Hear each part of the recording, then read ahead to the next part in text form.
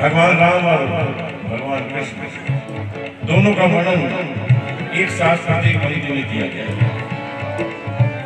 ये ध्यान रख के सुनिए भाई, नया नया है।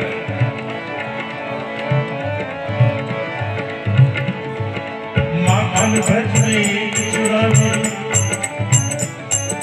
माखन भज में चुरावे, एक बेर खिलनी के खावे। माखन भज में चुरावे, एक बेर खिलनी के खावे। प्रेम भाव से भरे अनोखे धोखों के हैं कौन। चल कृष्ण कबूया, चल कृष्ण कबूया, चल कृष्ण कबूया। राम राम श्याम श्याम, बोलो राम राम श्याम श्याम। किसान आंदोलन शुरू तो हुआ था, कुछ जेन्युइन था, उनकी कुछ तकलीफ़ें थीं, लेकिन जब अपोजिशन को मालूम हुआ कि ये चीज़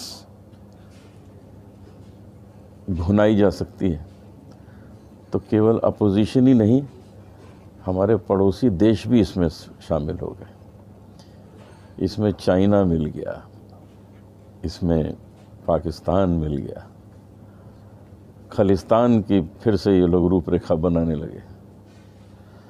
तो यहाँ तो उसमें बदतमीज़ी होने लगी थी।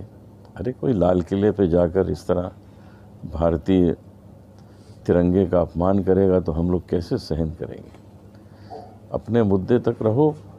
उसके लिए प्रधानमंत्री जी ने कितने तरीके से क्षमा मांग ली। उनके आंखों में आंसू थे, हम देख सकते थे। विनम्रता से क्षमा मांगी कि हम सोच तो रहे थे कि किसानों के लिए कुछ भला करें, लेकिन वो चीज़ हम लोगों को समझा नहीं पाए, कुछ किसान नहीं समझ सके।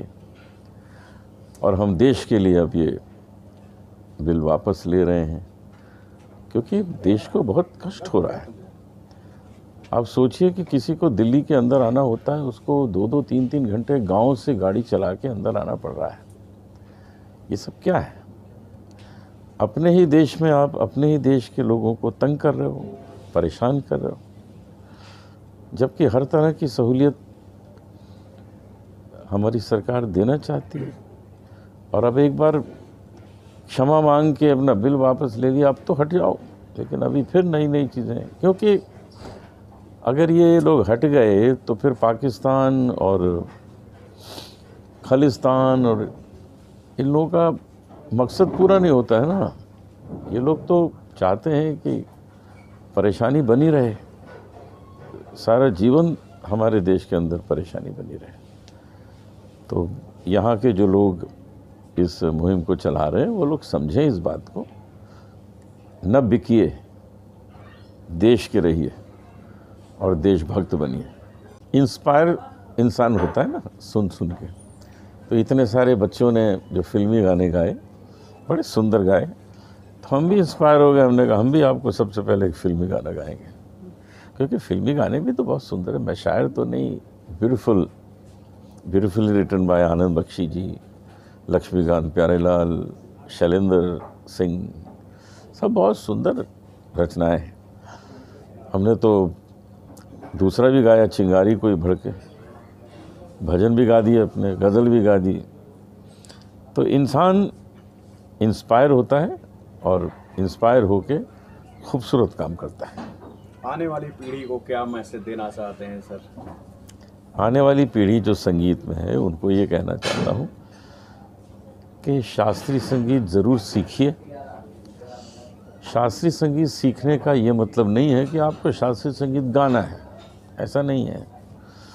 सीखने का ये मतलब है कि आप अब जो कुछ भी गाएंगे उसमें रस आएगा, सामने वाले को नज़र आएगा कि इसने सीखा हुआ है, सही गाता है।